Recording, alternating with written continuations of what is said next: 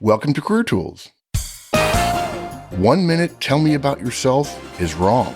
Part 1. Here we go. This cast answers these questions. How do I prepare for the tell me about yourself question in an interview?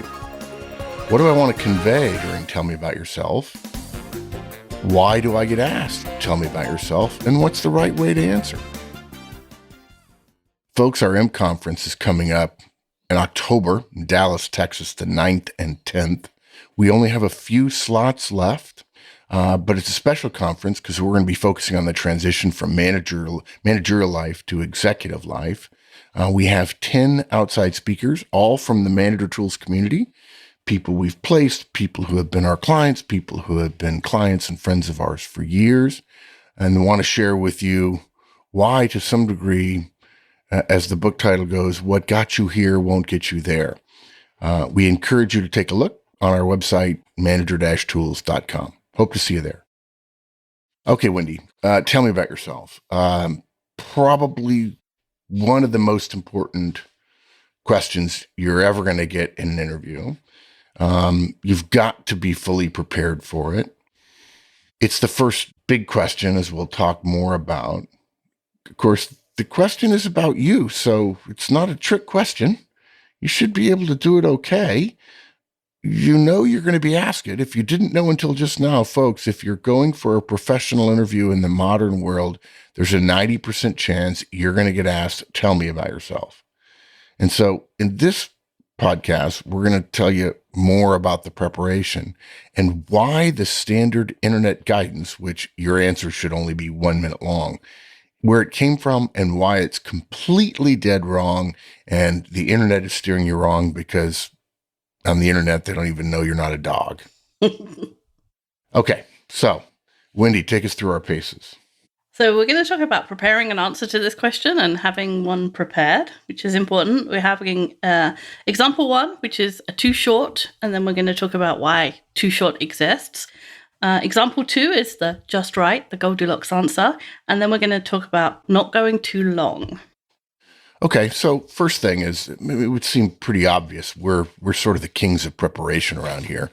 Too many managers, too many professionals just go through life and respond to what happens. And there's certainly justification that with how busy we all are. But interviewing is not a place where you can just walk in and wing it, mainly because you won't have thought through your background and have cogent stories. So our guidance is to prepare an answer to this question. Now, before you start, please tell me you're not going to say, I need to have a speech and I need to rehearse it, because I don't like being rehearsed. I wouldn't call it a speech. I'd call it an answer. And yes, you do have to have rehearsed it. One of the big problems people find when they write an answer down and then they have to say those words is that some words don't come out of your mouth the way that they go in your head. There are words that are difficult to pronounce. There are words where you write a sentence and it doesn't flow properly, or you think of a sentence in your own head and it doesn't flow properly when you try and say the words out loud. And so preparing an answer, having an answer that you have rehearsed, that you've heard outside of your own head, where you've taken out the words that are difficult for you and replaced them with something else. Or in my case, taken out the words that people don't understand and replaced them with one they do. If you don't do any of that, you're not prepared. Like you don't reach the definition of prepared. And if you're not prepared, you don't give the best answer that you could. It's easy. Yeah, I would argue something else. I would argue that the idea of rehearsal calls up the stage, the theater, and the fear that you're going to do it exactly the same thing each time. It's going to come across as rote. I'm not an actor. I don't want to be a cardboard cutout of myself. And of course, what we know, and you and I have interviewed tens of thousands of people in our various careers, and there's no way that anyone listening to this will come across as rehearsed. You're going to be in an interview. You're going to be prepared. Maybe you think you're over-prepared, but then 30% of your preparation goes right out the window because you're nervous, because the question is asked slightly differently, because you're second-guessing your answer, and so on. And so actually what rehearsal does is teach you the structure of your answer, the general themes of what you want to say, not exactly every word and the cadence of every word. And so there is no way that you are ever going to sound rehearsed. But here's what's interesting. The only way you can sound rehearsed is if you're not prepared and you come out with a pat answer. And the idea, I'm getting a little ahead of ourselves here, but the idea that you could give a 1 minute long answer that's descriptive of your life and consider that to be a good answer is ludicrous. So what ends up happening is you kind of memorize what you want to say in that 1 minute. And now that answer sounds rehearsed.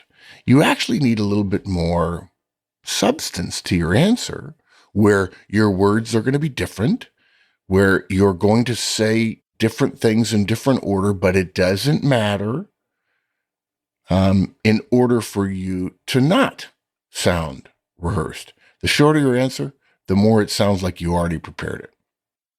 Okay, so I took us off track there. That's not part of our show notes. And those of you who are licensees and download the show notes will see that.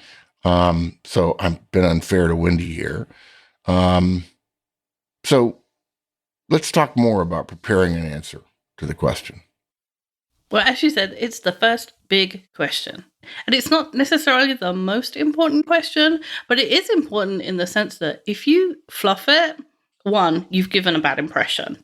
But if you fluff it, then your own self-confidence in your own answers or your confidence in your ability to be persuasive in the interview goes down. So in that sense, it really is important because you don't want the first thing you do to be tripping over your own feet. And it is the signal that the interview has moved from the introductory phase to the question phase. So the introductory phase is usually some small talk. Maybe the manager will explain something about the job and the team and the company. Maybe they won't. Maybe they'll just go straight into questions. But the moment you get, tell me about yourself, we're in the question and answer phase. And so I'm going to be asked questions and I need to call up the answers.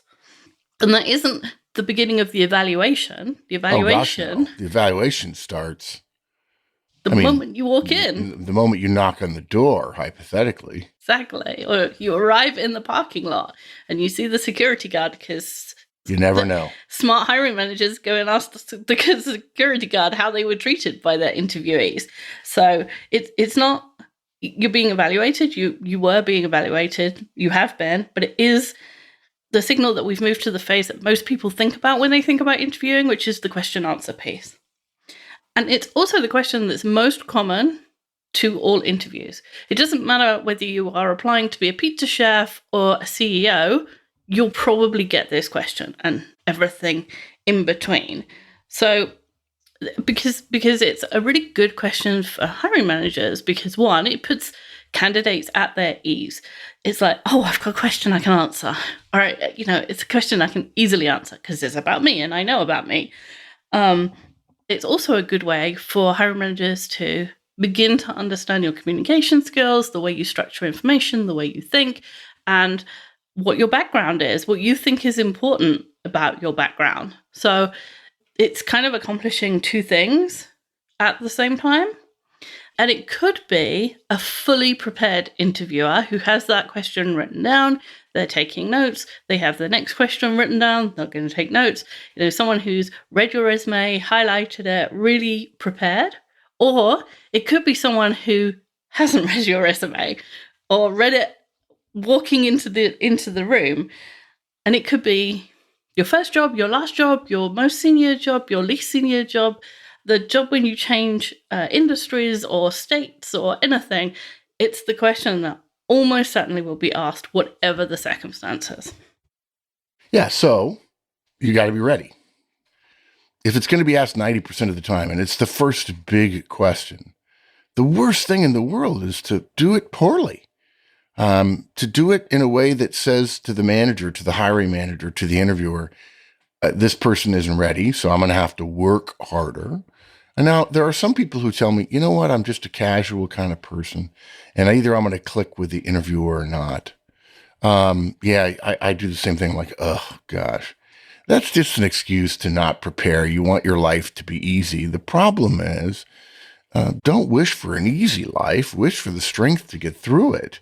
And certainly if you're going to be a a truly effective professional, life is not always going to be easy.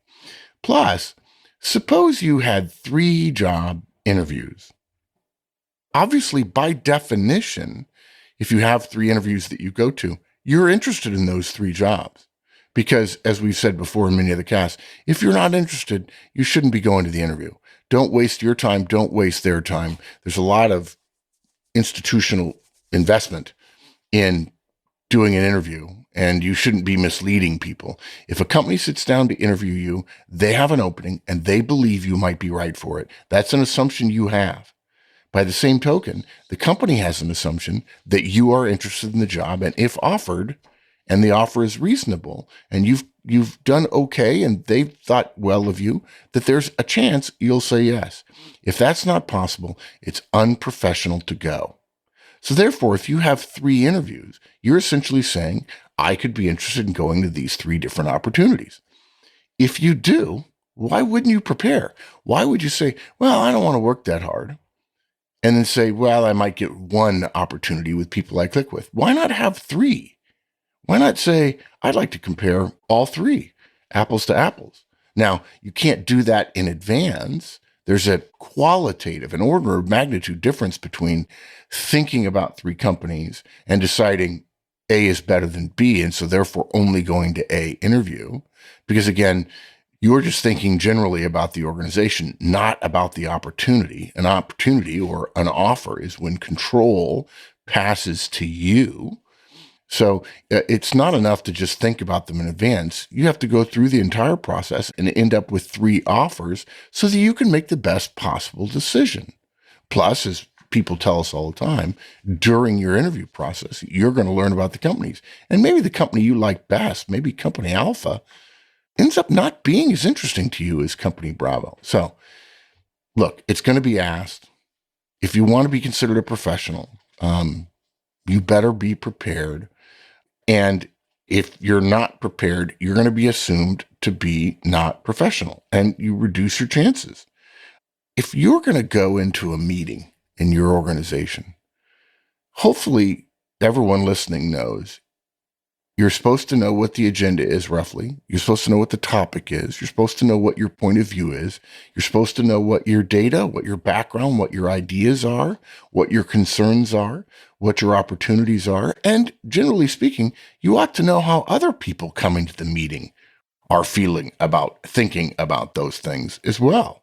Being able to think through what might happen in a meeting and to prepare for it is a fundamental professional skill. And if you don't have an answer to tell me about yourself, you just proved you don't have that skill. You'll walk into meetings working for me not prepared.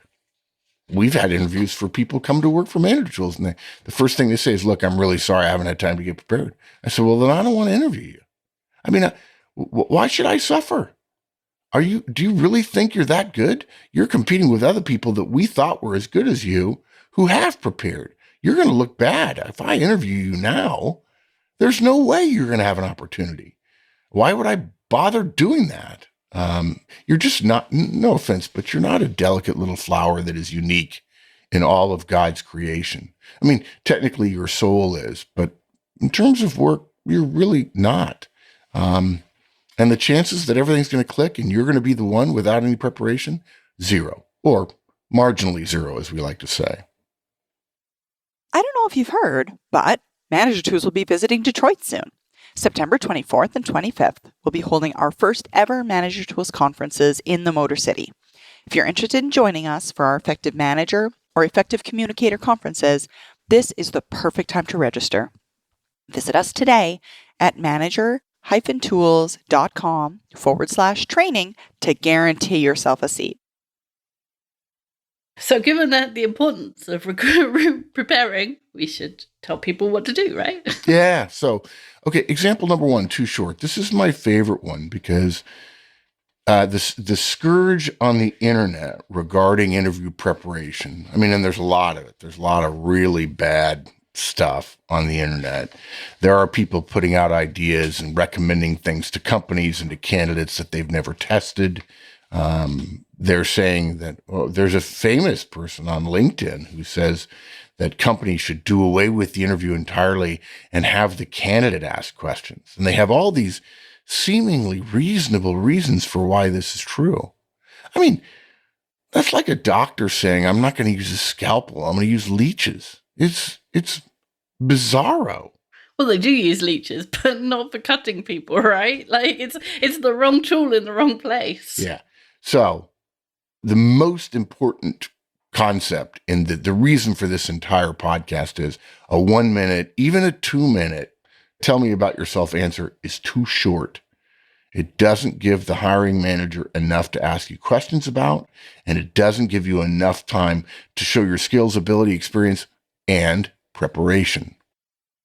And what a lot of places on the internet say is you need an elevator pitch. So like a 1 minute summary of your entire career, which the number of people who say, I can't fit my resume on one page, I don't understand how you can then say in the same sentence or the same breath, I can fit my entire career into 1 minute of talking. Well, but the other one, I can't fit my whole life, my resume onto one page. Well, by that definition, you shouldn't be able to fit your whole life on 50 pages. It's simply a question of a level of detail. I actually think that whole 2-page, 3-page resume thing is I'm not willing to make critical decisions because I'm afraid I'm going to be wrong. There are entire groups of people who one of their underlying principles is work is I don't want to be wrong. Now, if you're listening and you don't understand that, I'll try to explain it. I'm not saying that everyone in the world avoids being wrong at all costs. Ask the people who know me. I don't mind being wrong at all, but I'm going to be effective. I don't care that I have the right answer. If I'm trying to achieve something, even if I have the wrong answer, if I achieve it, I'm okay. My interest is in being effective, which is getting the right things done, not in being right.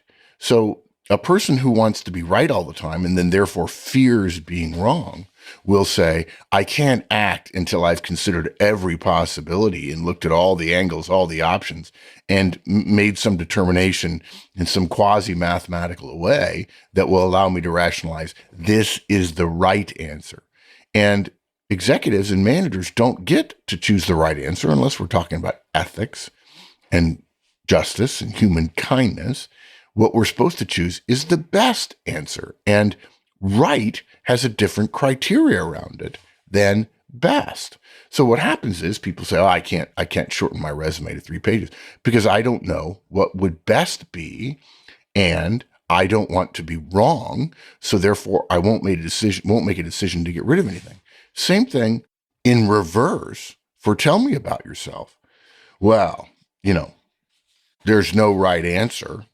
So therefore, it's not a critical skill. Or I went to 45 websites and like 42 of them all said elevator pitch or 1 minute answer or something like that. And that's what they come up with. Guys, I'm just telling you, among people who know what they're doing, it's wrong. Among people who don't know what they're doing, while they'll be accepting of a 1 minute answer, a 3 to 5 minute answer will absolutely blow them away. It's almost as if they are afraid of including the wrong things. It's that being right thing, but backwards, as you said. It's if I give a longer answer, then I might include something that's wrong that I shouldn't have. Sure. Yeah. So Wendy, give me an example of an elevator pitch. So here's one I found. After college, I started my career as a project planner, and I did that for about 2 years. I've been in my current position as a project manager for about 5 years, and I manage about 25 projects simultaneously with budgets between $500,000 and $1 million. While I've really enjoyed being a PM, I know I'm ready for the next step and would love the opportunity to work as a program manager. Well, that's horrible. I mean, that is arguably the worst. I mean, this is a person who's given me their resume. So I know I've been accused of being dark Mark before, but if you ever interviewed with me and gave me that answer, we'd be done. I would look at you and say, hey, look, that's great. And I can just feel it. I'm sorry, you're not going to be a fit for us. The idea that you're going to put a few different English language words around the first thing I'm going to glean off of your resume, that after college, you started your career as a project planner and that took 2 years. You've been in your current position as a project manager, and I know it's current because it says it to present, and it says project planner for about 5 years. By definition, you're not dumb enough to leave off that you've managed 25 projects simultaneously with budgets between 500K and $1 million. I'm sorry. It's embarrassing. It is almost a slap in the face to the recruiter. You're saying, I know you didn't read my resume. Yeah. It's like give me a recap. Let me give you a recap. Let me give you a summary. All right. So part of the reason I'm being so strident, folks, is I know if you go out on the internet, you'll find everything saying, oh, you just need a 1 minute long answer. So I'm going to explain the history of why the internet is wrong. Okay. Tell me about yourself wasn't always a popular question. In fact, the history of interviewing is much different than you might think. Ask somebody who's been a listener for a long time about why you have references available upon request on your resume, which, by the way, you should not. That is a remnant of the time of gender, ethnic, socioeconomic, and religious bigotry and discrimination in the world, believe it or not. And it's a waste of one line, which you can put an accomplishment on, by the way. So, and interviewing is a relatively new event in the world. It's only been existent for about 80 years, since the 1940s, when the precursor to the CIA, what is known as the OSS, created it in order to staff up rapidly. And essentially what happened was, in the mid-'80s, the Society of Human Resource Managers started recommending tell me about yourself, okay? And hiring managers started asking it. And then business schools started teaching how to answer it, okay? Now, I'm not saying it wasn't asked before. I'm talking about the industry that exists around the question. Certainly, this question was asked in the 1940s, 1950s, 1960s, and so on. But there wasn't really any thinking, really any analysis, not really any recommendations about it. It was almost chit-chatty, okay? The best business schools, the best undergraduate, the best career placement offices, the best MBA schools taught a 3 to 5 minute answer, which was structured. You're supposed to explain your goals and accomplishments, the decisions you've made and why you've made them. Now, a lot of schools didn't teach an answer. The people who can't get real jobs outside of organizations, in many cases, go to career placement offices. And so many career placement offices aren't all that good. And in fact, the other reason why many students, if you were a student at college, the experience you have with your college placement office not be that good is you're missing the point. You're not the customer. The clients are. The companies that are coming in to interview. That's the important thing in interviewing, because without them, there are no interviews. So if you felt you got shuffled around, you did, because they're focused on the client, the company, not you. So they taught the 3 to 5 minute answer. Okay. Some schools did, some schools didn't. And there were the vast majority of schools didn't teach it. It was only the ones that were good at it. Okay. And of course, what happens is, when a manager who travels a lot more than students goes to a hotel in another location and then meets somebody and chats somebody up, and they say, oh, I'm here for an interview. And they say, oh, really? So am I. And they say, how do you interview? And the guy says, well, I always start with tell me about yourself. And what ends up happening is ideas are more, what's the word? More able to travel in the business world than they are in the academic world. That's because business people travel more than people in the academic world. Okay. That was true 50 years ago too. So more and more managers started to ask it. Okay. And some schools weren't teaching it. So a lot of people just made up an answer. Okay. And since the managers didn't get asked this in many cases when this was first starting, they didn't know what the right answer was. So they used their evidence from their own interviews to decide. Okay. So hiring managers would ask, tell me about yourself. And if the student was well prepared, the hiring manager would have plenty of opportunities to probe their answer, primarily around decisions that become obvious based on a brief description of your quasi-professional and then professional life. Okay, why that school? And okay, you say you chose mechanical engineering. Why? Oh, okay, you chose that sorority. Why? And that's normal. It's really hard to give a 3-minute answer, even a 5-minute answer, and describe every significant decision you made in the process of your career. But if you think about it, companies want to know why you've done what you've done to evaluate whether or not you have a reasonable decision-making engine inside that head of yours. So gradually, the 3 to 5 minute answer of tell me about yourself became seen as, oh, they're just asking you to describe your life generally so they can do what they really want to do, which is probe you for reasons why you did what you did to dive into your character. So candidates who had never been taught, didn't know how to answer tell me about yourself, noticed and talked among themselves that no matter what they said, hiring managers would ask a lot of questions and probe. If they gave a 3 to 5 minute answer, they were asked questions. If they gave a 1-minute answer, they were asked questions. It seemed logical then that, okay, if they're going to ask me a lot of questions, I'll just prepare a shorter answer. Right. Because they're going to ask questions anyway, right? Why prepare something long? And they were wrong. What they didn't recognize, the common wisdom when the internet started making it easy for stupid ideas to get transmitted was that this was just a question to really get a chance to ask the important questions, the decision questions, the why questions, the background questions, and so on.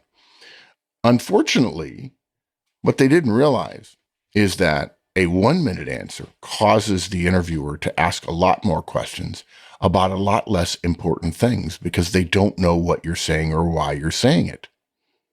You're not giving them enough information to be able to target the things they really want to know.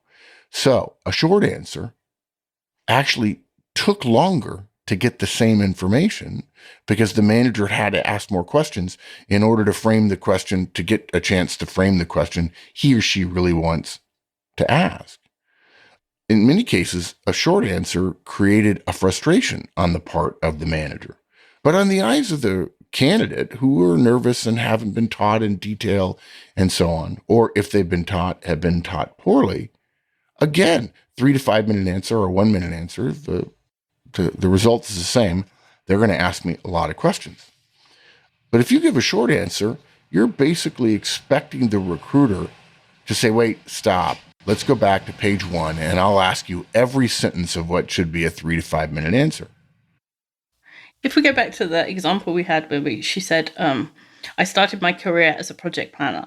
If you had a long answer, you would be, I finished college and I knew I was interested in project management. So I set myself the goal of getting a project planner job so that I could learn all of the things that went into planning a project. And I felt that would be a good foundation in later becoming a project manager, right? So, and then the hiring manager could ask, okay, well, why project planning and not some other discipline? Why did you think that would give you the foundation rather than something else? Why did you not go on a course, for example? Whereas if you've just given that short answer, they've got to say, what was your goal when you decided to be a project planner? And then the person gives that goal thing that I just said, and then the hiring manager is on to, okay, so why a project planner and not something else, right? That's why it's so frustrating, because you've got to ask the question that leads you to the question you actually want to know, rather than the candidate giving you enough so you can go straight to the question you want to know. Yeah. Now, you might think that the more detail that comes out in a 3 to 5 minute answer isn't relevant, but it is, because you're not going to go there as a piece of paper and a series of decisions, but you're going to go to work as a whole person. You're not just a task engine, a task accomplishment engine. There are some of us who wish more people were more of a task accomplishment engine. But we're all complex humans. And knowing things like why you made the choices you did helps the hiring manager see you in the role. Would you make the right decision? I know the kind of decisions this person in this role will be making. Does it make sense that your logic, your approach to things, and so on will make sense? If you interview somebody and you're interviewing them with a project manager of $1 million project, and 2 or 3 times in their career, they said, well, it's where my friends were going, or it seemed like a good idea at the time, or, I chose biology because it just seemed like it'd be the most fun. No, I really didn't think about my career at all. You're not suggesting to a manager who's a little bit more logical, linear, rational, analytical, that you've got the kind of mindset that he or she wants. Now, you might say, but Mark, I was young. Okay, yeah, that happens. You're young and then you get older. But why wouldn't I interview somebody who's the same age as you, who then when I asked them, why that degree? Well, actually, there were 3 choices. I had mechanical engineering, aeronautical engineering, and chemical engineering. And I discovered in talking to 3 different people, a couple of different people in each of those fields, that chemical engineers and aeronautical engineers had much more limited opportunities upon graduation. I didn't think that even though all 3 of them seemed like a great choice, I would enjoy them. I would be excited about it. I learned cool stuff that I could, frankly, I think it's cool what aeronautical and chemical and mechanical engineers do. But I didn't want to say, let's eliminate 50% of the opportunities for a young professional just because I chose one that seemed 1 or 2 or 3% more fun. So my analysis suggested I had to choose mechanical engineering. It was the one that was roughly the same level of enjoyment, the same level of excitement, the same level of depth of interest, but it was 3 to 4 times more likely to lead me on to a successful career. Now, the person who answered that way is young too. So if you tell me, well, I was young, I would say, yeah, and so is this guy. But he gave me an answer that tells me when I put him in a project manager job, he's going to evaluate options, consider the ramifications, consider the angles and so on, and make a reasonable and logical decision. And oh, by the way, because he answers that way, he's much more likely to analyze his failures or her failures in the same way and come up with rationales for how they could do it better next time. But the person who says, well, it just seemed like this one would be the most fun, that's not a person who's experienced significantly enough for my level of satisfaction in the art and or science of decision making. And you're allowed to make that mistake, right? You're allowed to say, totally hey, allowed do you know to. what? I chose my university because it's well known for being a party university, and I wanted to party the moment I got away from home. And I discovered later that my employment prospects weren't as good because that university is known as a party university and not for producing academic rigor or educational rigor. And since then, I've made different choices, right? You're allowed to make a mistake. You're allowed to choose badly. You're allowed to make a choice that doesn't turn out well. But you have to be able to explain that and what you learned from it and what you're going to do differently. In your first example, you had like 3 or 4 decisions that were all based on, I felt like it, my friends were there, it was fun. Okay, so that's like 3 or 4 times you've made a bad decision and you don't seem to be learning from your own mistakes. That's different to making 1 mistake and learning from it, or 2 mistakes and learning from them. So anyway, I got to go back and finish the rest of the story. So the internet comes along and provides the ability for stupid ideas to be transmitted. I mean, by the way, the internet's a great place to transmit smart ideas too, a la this podcast. But like we say on the internet, they don't know that you're a dog. And folks, if you don't know what I'm referring to there, it's a very famous New Yorker cartoon, which shows a dog sitting at a computer on the dawn, in the days of the dawn of the internet, saying, on the internet, they don't know you're a dog. Which is, I think it's one of the most reprinted New Yorker cartoons in history. So the internet comes along, and there are people who think that they want a career as a career counselor that have never been trained in psychology, never been in human resources, although many of them have. And just start sharing ideas. And the quality of the idea is based on the last article they read in Society for Human Resource Management or in some professional journal written by some VP. We've recently talked about on other shows we've done about how the guidance we're reading, even in the Wall Street Journal and other business publications, that when they're interviewing some CEO, Wendy, didn't we do a podcast about this We just recently did. about bad career Stupid guidance? advice. Because these entrepreneurs who are worth $1 billion say this idea for their careers, like that's only true if you lucked out enough to be a billionaire. And I'm not saying it's luck by any means. So the amount of bad guidance is incredible. And by the way, I would argue that the 1 minute tell me about yourself answer simply reached what amounted to something near a critical mass.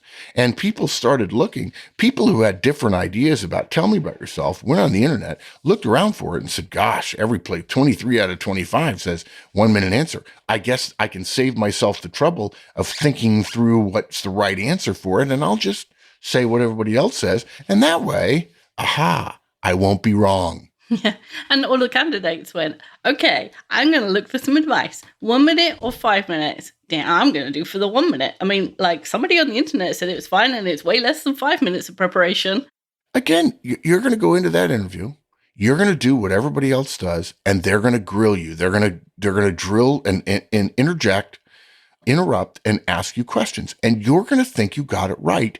And you don't have any idea how wrong you are, because right after you, somebody goes in and gives a more cogent, more in-depth, but still short feeling answer of 3 to 5 minutes long. Their the interjections, probes, interruptions from the interviewer only take an additional 5 minutes. Yours take 20. And now they have 10 more minutes in the interview freed up to answer more questions about their qualitative and quantitative skills and their ability and their fit. And by the way, the recruiter, the interviewer, is not ticked off that they have to do it again. Here's another kid who doesn't know how to answer tell me about yourself, just wants to wing it, gives me a 1 minute answer. Okay, I'll go through the hard work of digging through their background.